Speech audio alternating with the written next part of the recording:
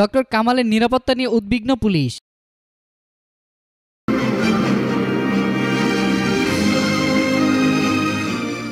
গণফোরাম সভাপতি ও জাতীয় ঐক্যফ্রন্টের আহ্বায়ক ডক্টর কামাল হোসেনের নিরাপত্তা নিয়ে উদ্বিগ্ন পুলিশ। এজন্য কামাল হোসেন যেভাবে চাইবেন পুলিশ তাকে সেভাবে নিরাপত্তা দেওয়ার ব্যবস্থা করে দেবে।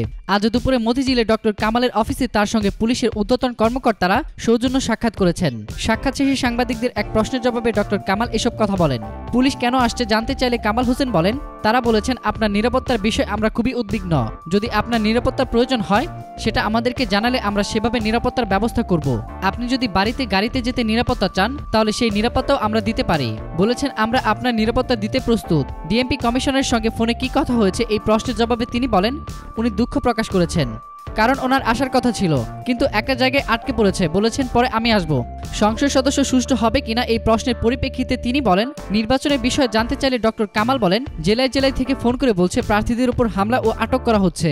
এটা অস্বাভাবিকভাবে হচ্ছে। নির্বাচন সুষ্ঠু হওয়ার আশা দেখছেন কিনা জানতে চাইলে গণফোরাম সভাপতি বলেন, ইতিমধ্যে গণফোরামের 3 জনকে তারা সমর্থন দিয়েছে। এগুলো হলো সিলেট 2, জামালপুর 1 এবং মানিকগঞ্জ 2। এভাবে যাচাই বাছাই করছে কাকে কাকে সমর্থন দেওয়া যাবে। কারচুপি হলে নির্বাচন শেষ পর্যন্ত থাকবে কিনা এই প্রশ্নের জবাবে কামাল হোসেন বলেন, ওরা যেন না বলতে পারে যে সরে গেছে। এটা আমাদের অধিকার। আমাদের অধিকার থেকে কেন আমরা সরে যাব?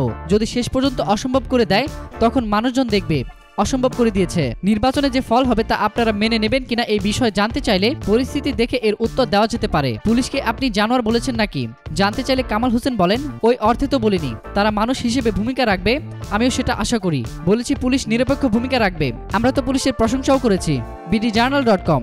নির্বাচনী সকল খবরাখবর পেতে ফ্রিকি নিউজের সাথেই থাকুন। ধন্যবাদ।